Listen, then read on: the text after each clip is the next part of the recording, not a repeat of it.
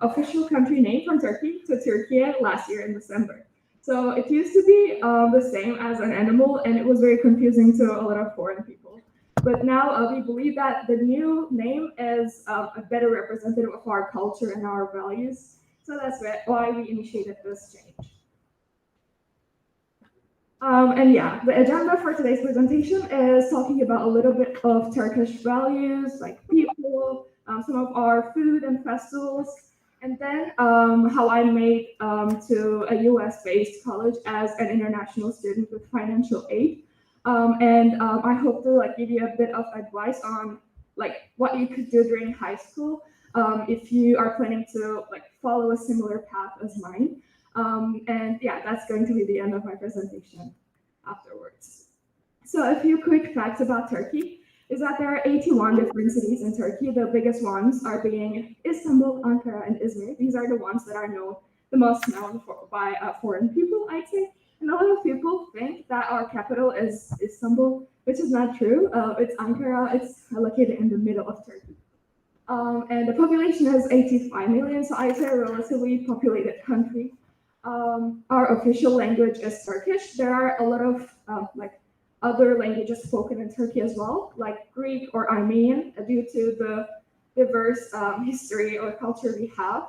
However, they are not official languages. And yeah, the location is very unique, I'd say, if you've never heard of it before. Istanbul, part of it is located in the continent of Asia. The other part is located in Europe. Yeah. And I think it makes it very, very unique. And you can basically move between two continents in 30 minutes by taking a ferry, of course. And the religion is almost 99% Islam. This doesn't mean that there is no secularity or there is no freedom of belief. Everybody is free to believe in their own religions, but it just happened to be like this, I guess. And our founder is Atatürk, and Turkey was founded in 1923. And yeah, my hometown is in the very north part of Turkey, in the Black Sea region. So the reason why it's called Black Sea is because it has a coast to the Black Sea. And it's a pretty small city, around 50,000 people, which is, I think, very beautiful. And here are some photographs from my city. As you can see, 3 sides of the city is surrounded by the sea, which makes it a peninsula. And there are a lot of natural beauties and some historic beauties as well. And there's a fisherman's port in my city because it's by the sea. We do a lot of fishing. People maintain their livelihoods by catching and selling fish. It's a big part of the culture of my city. So I think these 4 pictures captures my hometown very well. And these photographs are from Google, by the way, but these are from my own camera. I really, really love seeing the sea around my hometown. I believe that it's a big part of my personality. The reason I'm very independent and very free is I think because I've always lived by the sea and I've always taken it as a role model, I guess. And yeah, so far does anyone have any questions? If not, we could just move on. So yeah, I just want to share a bit about the Turkish people, our family and values and culture in general. So Turkish people are generally known for their friendliness and hospitality. It's very important for us to have guests over and host them for even nights and feeding them or looking out for them. It's a big part of our culture and we really, really enjoy it. And we are very talkative people. We can just talk for hours and hours for long nights, nonstop. And Turkish people are also known for their bravery, and I'm assuming this is because of the historic achievements that we've had to have our lands that we call Turkey today. And in general, family is a very big part of our culture. It's very typical for Turkish families to live as extended families, meaning that there's a grandmother, a mother, or uncles, aunts, and it's it used to be very typical to have a big apartment building where every sub-family has their own floors. But nowadays, because of the change in the work culture or the modern life, people are generally moving to city centers where it's harder to have apartment buildings for families. So people started to live with their nuclear families instead. And like they're generally very big families. As you can see here, this photograph is a family from my mother's side. There's also this big of a family from my father's side. And yeah, we just make sure to get together every year for 3-4 times to catch up and enjoy ourselves. And then I'll also share a bit about the interesting Turkish customs that I find. For example, as you can see in the first photograph, Turkish coffee is a very, very big part of our culture. So there's a saying that goes with Turkish coffee, which is 1 cup of coffee is worth 40 years of ketchup. So it basically means that even if you didn't see someone for 40 years, a cup of coffee and just talking over it is enough to catch up and just talk about everything that has happened in the meantime. And one interesting thing we do with the coffee grounds is that reading the fortunes off of them. So basically, when you're done with your coffee, you put the small plate under it on top of the cup, and then you reverse it. You wait for around 10 to 15 minutes. Then you take out the cup, and basically the shapes that the coffee grounds are telling you is believed that there are going to be some hints about what's going to happen to you in the future, which is very interesting. I personally don't believe that, but it's a very common culture, I'd say. And another tradition we have is spilling water after somebody is leaving, like a passenger is leaving for a very long time. So we don't spill the water on the person, but for example, if they're leaving with a car, we pour a bucket of water after them, and it means that I hope you go and come back as quickly as water. Yes, another tradition we have is wearing evil eyes. I think it's very interesting because it's believed that it's going to combat negativity and other people's jealousy on you. So there is a very specific word in Turkish that we call nazar, and it doesn't exactly translate to it, but it basically means jealousy. So it's believed that it's going to protect you from other people's bad luck on you. And it's very common to present these evil eye beads to children or to newborns, or we also decorate our houses with these images. And the last tradition I find interesting is kissing elderly's hands. So basically, this is a very big sign or symbol of showing respect for elderlies. But we first kiss the hands from here, and then we put the reverse side of the left on the forehead, which is very weird. But then after this, we generally ask for money from the elderlies because this is a procedure that's done during holidays. Does anyone have questions or insights that they want to share? Nothing? Okay. And now it's my favorite part because I'm going to be talking about the Turkish cuisine. I don't think I've told you about this before, but there are 7 different regions in Turkey. And I'd say all of the regions have their own specific foods. And for example, it's a very good representative of what the resources are in each region. On the east side of Turkey, people do a lot of animal farming, and it's very typical for them to have generally meat-based food. And on the west coast, on the other hand, people have a lot of vegetable-based or olive oil-based cold dishes that could be consumed cold as well. Whereas in my region, because we're by the sea, we have a lot of fish-based food and also some herbs that are grown in the forests of my region because it's a very rainy and green region, I would say. And some very typical parts of the Turkish cuisine is a Turkish bread, the breakfast, tea, and kebabs, which I'll show you in the next slide. Yes, the first photograph that you see is a typical Turkish breakfast. We almost have it every day, and that big of a breakfast, I'd say. So it's not about the amount, but it's about the variety of food that we have. And we don't really get lazy and not do it not do it every day. We almost do it every day. And it's a big meal in our day that we sometimes combine it with lunch. So it's very delicious and savory. I definitely recommend you all to try it when you hopefully come to Turkey. And there is a bread that, like, I think the shape is very unique, but you can basically find it anywhere in Turkey, like at any time of the day. So yeah, it's very basic, just white bread. So there is Turkish tea. So if you ask like why is it different, it just looks like a black tea. I'd say it's about the way that it's cooked. So we basically cook the tea. The specific tea pot, it has two sections. The one at the bottom has the part where we boil the hot water, and on the top there is the tea itself where we just brew the tea. So after that, it's cooked for around 40 minutes to an hour. We put a little bit of tea and then add water on top of it. And if you'd like, you could add some sugar to drink it with. There's also kebabs. If you ever heard of Turkish food before, you've probably heard of kebabs. They're very meat-based, not very vegetarian-friendly food, but very delicious. And you can also eat this with a lot of different side dishes. There's a fasting period.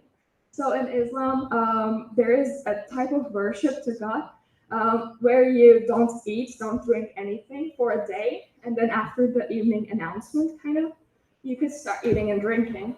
But then the next day, you also, you again, don't drink or eat anything. And this kind of a cycle takes place for 30 days. And that month is called Ramadan. So this holiday is celebrated at the end of that.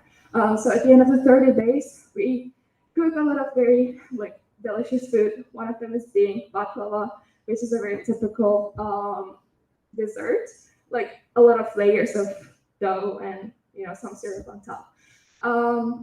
And the dates for this holiday change every year because it's based on the lunar calendar. But this year it's going to be in April. So during this holiday, men go to mosques to deliver the holiday worship. And then we have again long tables of breakfast. We get together with our even distant family members. And we visit a lot of friends. We eat a lot of candies. And of course, and the other holiday, the rituals that we do in the previous one is definitely the same for the other one. And it's celebrated around 2 months and 10 days after the first one. But the reason we celebrate it is different. So it's for marking the end of the annual pilgrimage to Mecca, which is the holy grounds for the whole Islam world, and commemorating the sacrifice of Prophet Abraham.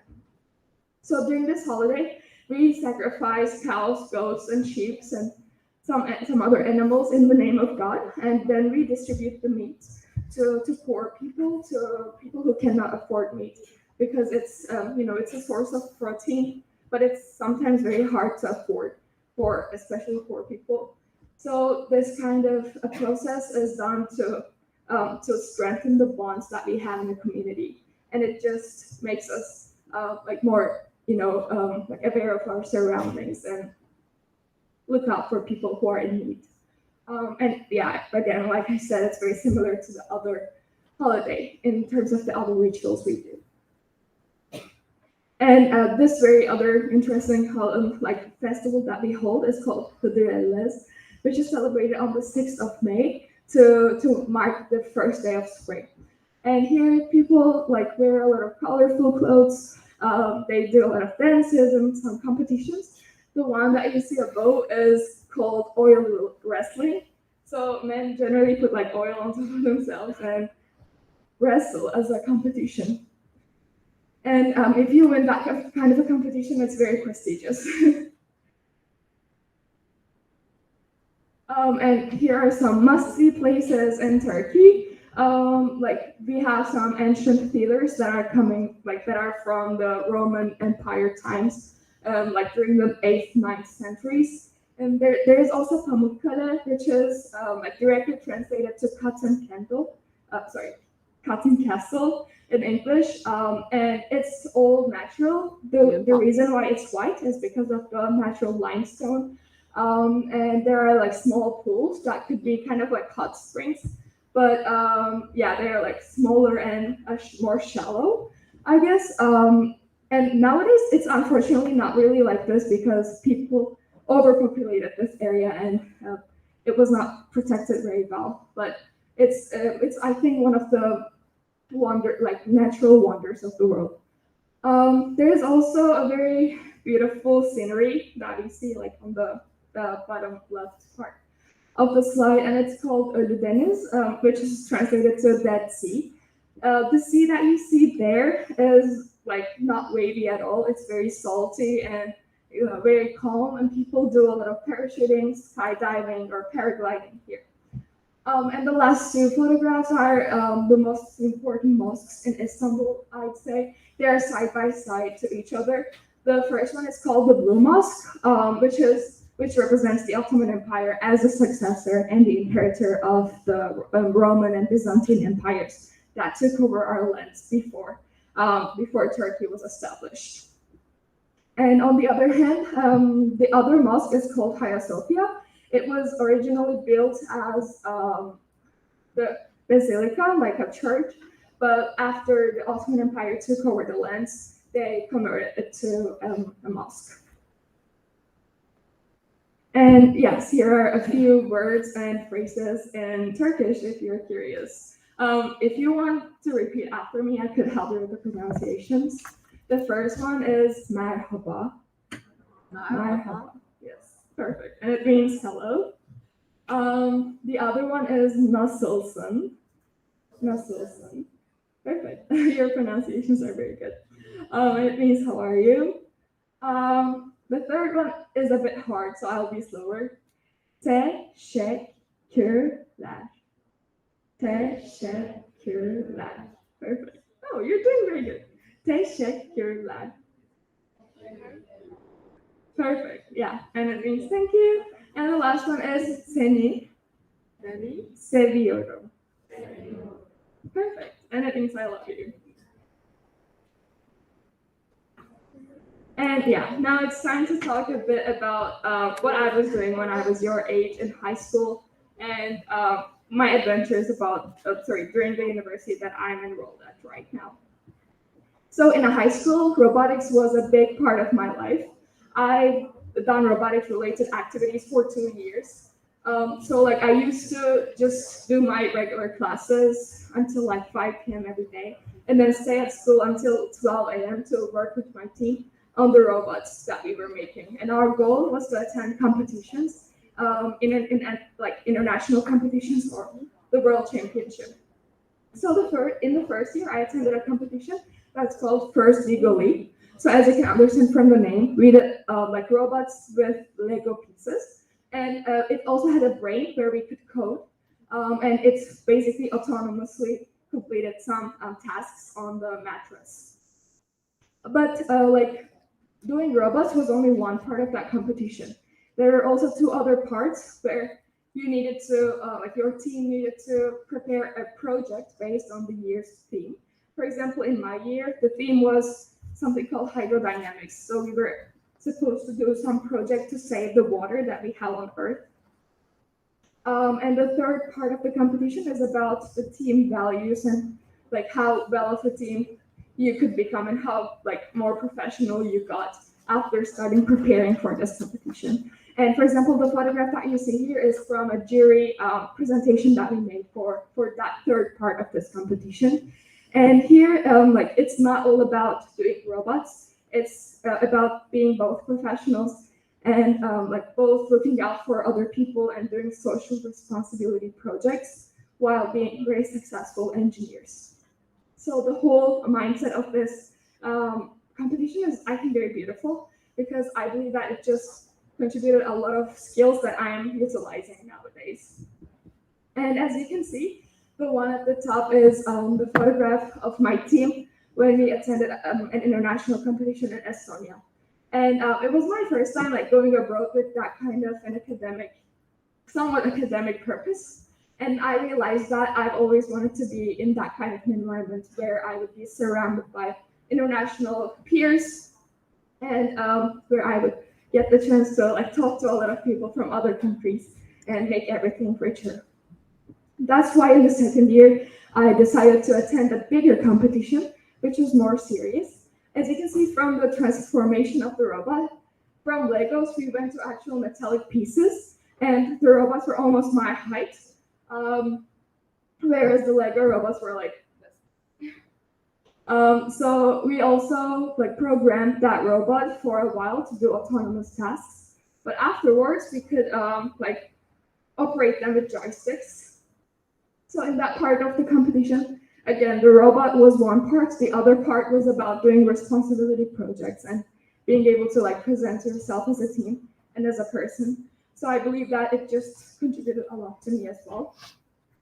After attending the regional competition, my team could make it to the World Championships. So this is from this is my team from the Houston World Championship in the United States, and we could also win an award there. And I believe that it's one of the biggest accomplishments that I have in my life. And in general, these competitions could be very expensive.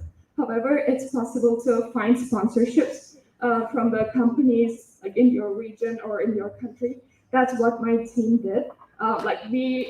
We were all on financial aid and scholarships, so it was very hard to afford. But I think did a lot of sponsorship meetings. I think I personally went to 50 different companies to tell about my team and just making them know that we kind of needed some sort of funding to attend these competitions. And at the end of the day, it was possible. We didn't have to pay anything ourselves with my team members, but other sponsors and other companies paid for us. And I think it was a very good connection to have because at the end of the day, you might want to work in those companies, and those companies would be the sponsor of you, the people who know you very well. So I think building those kind of connections is very important. And other two parts of my high school life are generally consisting of the summer schools I attended and the tutoring that I did. So in general, this part is very much about doing research online because I found these opportunities purely by myself, just doing research online. So I definitely recommend all of you to go out and search because I think you'll find a lot of opportunities that you even don't know that existed before. So about the summer schools, I attended one in Turkey in one of the very best universities. And I got to get a glimpse of the university life before starting university and getting some classes from professors, which was very valuable. And the other summer school I attended was in the United States, but it was online, and it was actually costly. But I could find a scholarship for that as well, and I didn't have to pay for anything. So if you have that kind of a constraint, just know that it's possible to have scholarships, have need-based scholarships, and you don't have to pay anything. So just keep that in mind. Just look out for opportunities, I'd say.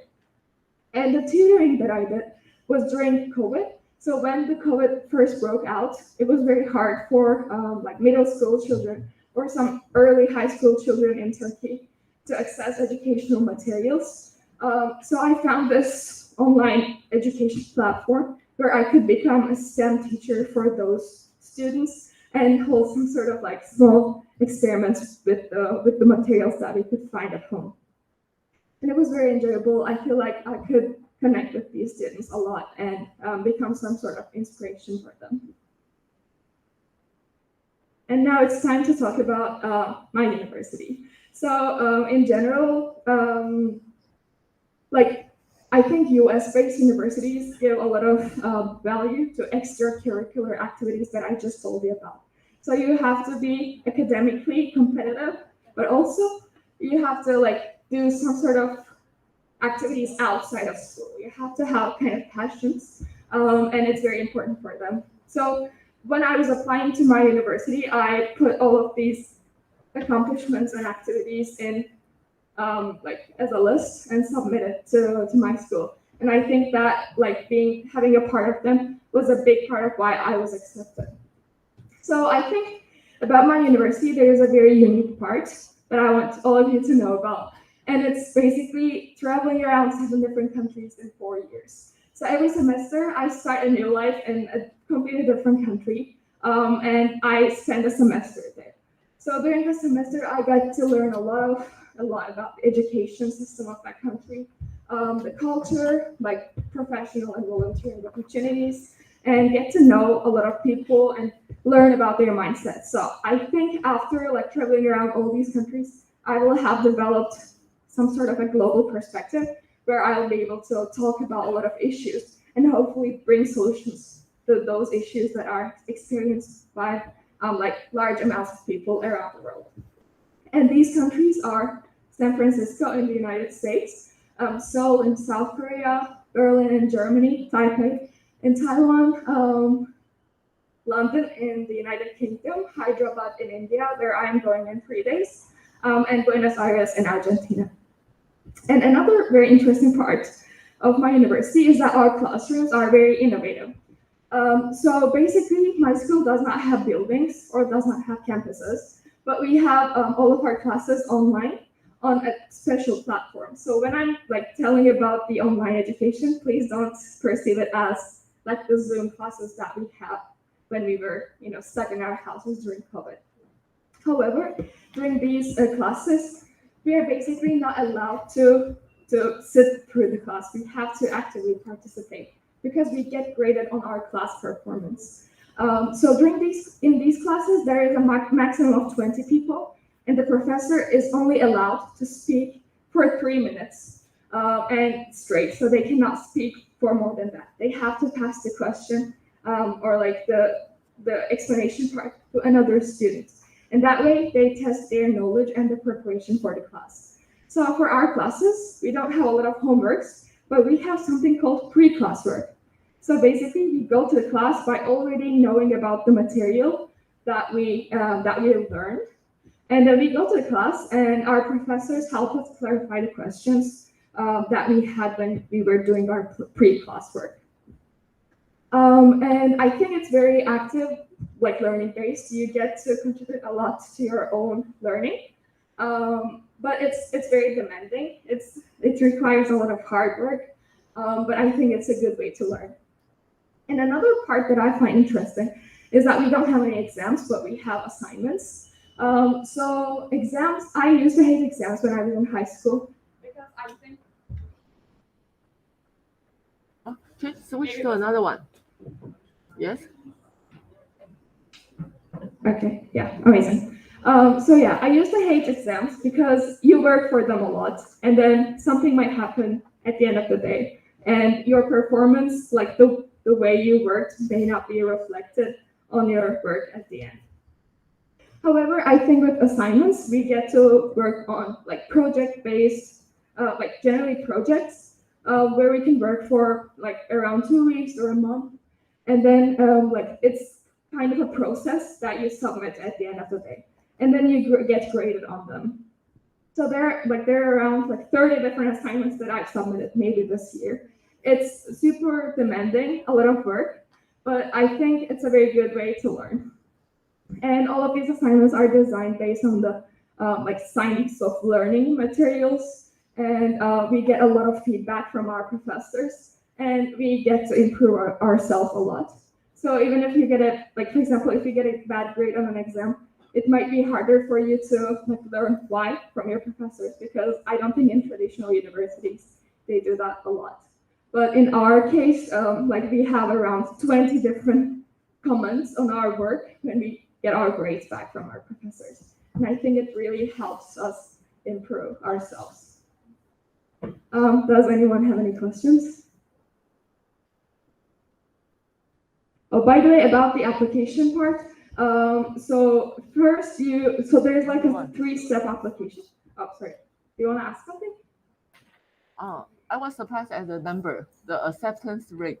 Yes, the acceptance rate has been very low in the past few years, but like it kind of depends on the student body who is applying every year. So it was kind of coincidentally like this, I guess. So it's a very competitive and selective university. However, it's of course not impossible to get in. So basically there are 3 different steps to apply. The first one is filling out some demographic information form where you just enter basic information about yourself. And then the second part is a set of challenges which like measures your aptitude or like more like intelligence, I guess. There are 6 different categories like math or like shape recognition or creativity. So it's not like an exam definitely, but these are like sort of challenges that you have to complete in a limited time. So in that sense, they are like exams, but you can get very creative and free with the answers that you're submitting to these questions. And in the third part, as I talk about my activities during high school, they want you to list 6 accomplishments or 6 activities that contributed to your personality the most during your high school life. So what I entered was, for example, my robotics experiences, my tutoring, the Model United Nations conferences that I attended, or like summer schools that I attended. I don't fully remember what I totally entered, but in general, those kind of things. And after you submit, they generally take like 2 months to review, or like a month and a half to review all the applications, and then they release it. Also, based on your based on your family's finances, it's possible to get scholarships from this university, as I'm doing right now, because like higher education in the United States can get very expensive, but there are like a very small number of universities that give almost full financial aid to international students, and there are only 6 of them actually. It's Harvard, Yale, Princeton, MIT, Amherst, and Minerva. So this is a very unique chance to be able to study in the United States. So if you ever decide to apply, please let me know, because I'd love to help you. And yeah, I think I'll just skip this one. And yeah, in general, after starting my life at Minerva, after starting Minerva, I feel like my life got very exciting and adventurous. So when I was in San Francisco, I had the chance to volunteer at a homeless shelter as a pianist, where I played to homeless people, played piano to homeless people like two days a week, and it was very nice to interact with them and talk to them to see how they were doing and how they were dealing with the whole issue of homelessness. The other adventure that I had was traveling around South Korea by hitchhiking. So if you guys have never heard of hitchhiking, it's basically just like putting some sort of sign on your hand and then asking for people to let you in their cars and give you a ride. And I think it's a very good way. So it's definitely not something you should do in every country. There are some countries where you could do it safely, and some definitely not.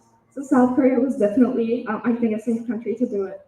And it was like a very unique opportunity for me to be able to learn a lot of things about the South Korean culture, because the people who gave us a ride gave us a lot of information about South Korea, and I feel like that was a moment where I learned a lot of things. Otherwise, it's because Minerva University is a very academically challenging university. We don't have a lot of chances to talk to people from the local culture during the semesters. So yeah, I feel like everything was settled when I had these conversations with these very respectful people. And at the end of my trip, I stayed at a Buddhist temple for 1 night, and it was very amazing. I got to learn more about that kind of a belief and sort of religion as well. And yeah, so since I came to Taipei, one of the first events that I attended was the Global Youth Trans Forum, and it was a very unique opportunity because I got to learn again a lot about the digitalization in Taiwan, and I had the chance to brainstorm about the solutions, because this is a problem that's experienced worldwide. And I again met with a lot of Taiwanese university students and other international students who are doing exchange semesters in Taiwan. It was very fun and informative. And last summer, I was in Silicon Valley doing an internship at one of the high ed tech companies, and that was a very big part of my professional experience that I've had so far. And I believe that being very passionate about education and being enrolled at Minerva had a very big part of me being accepted into this program and work there for 3 months. And yes, this was the end of my presentation. I hope it was informative, and if you have any questions, please let me know. And thank you so much for listening.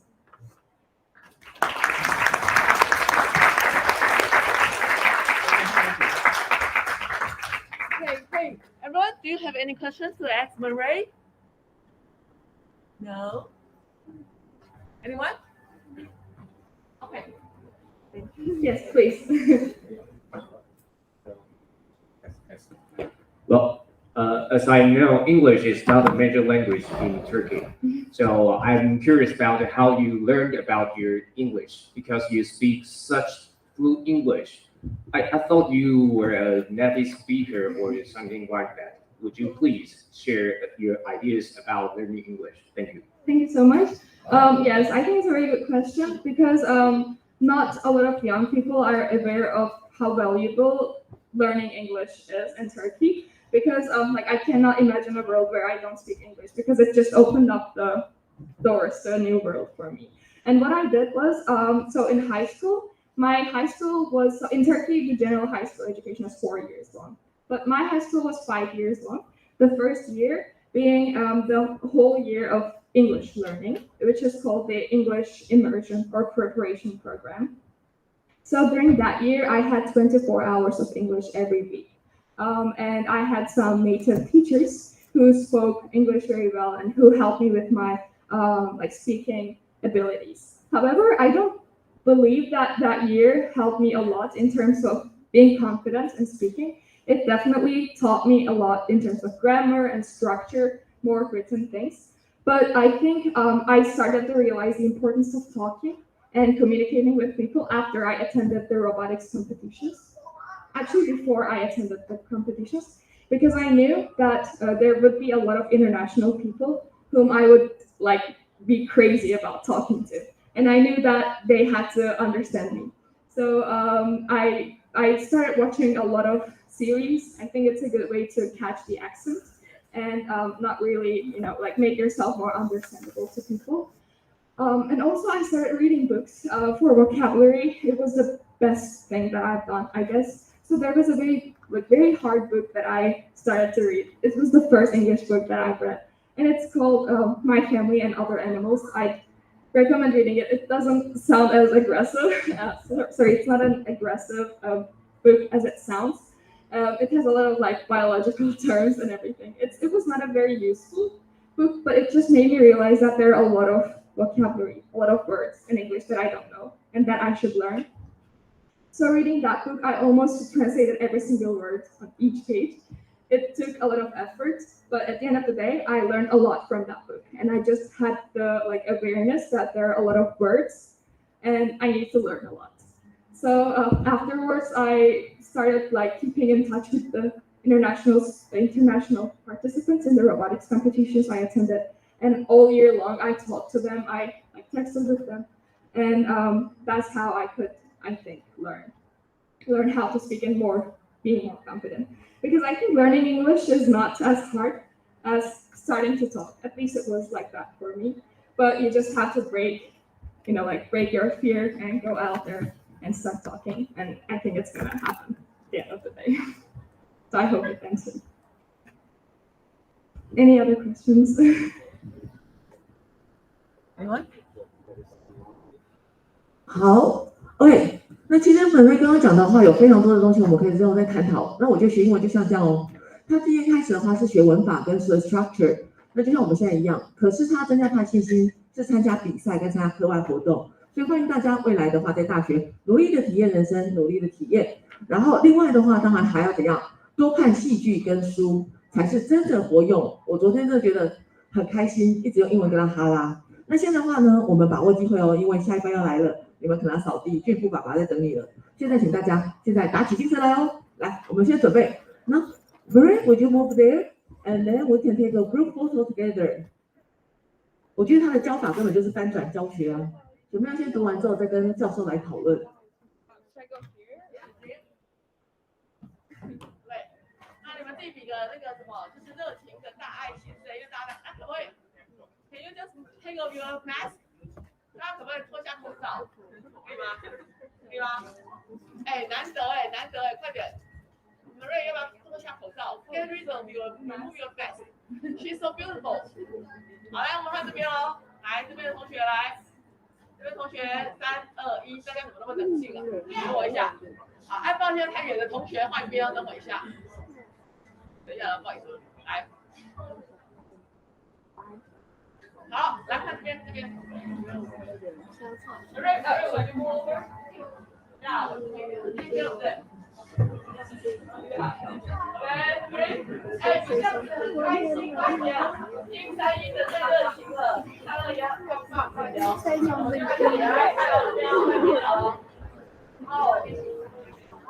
好，那就这样子，这边的话麻烦大家可以开了，然后要先到睡觉。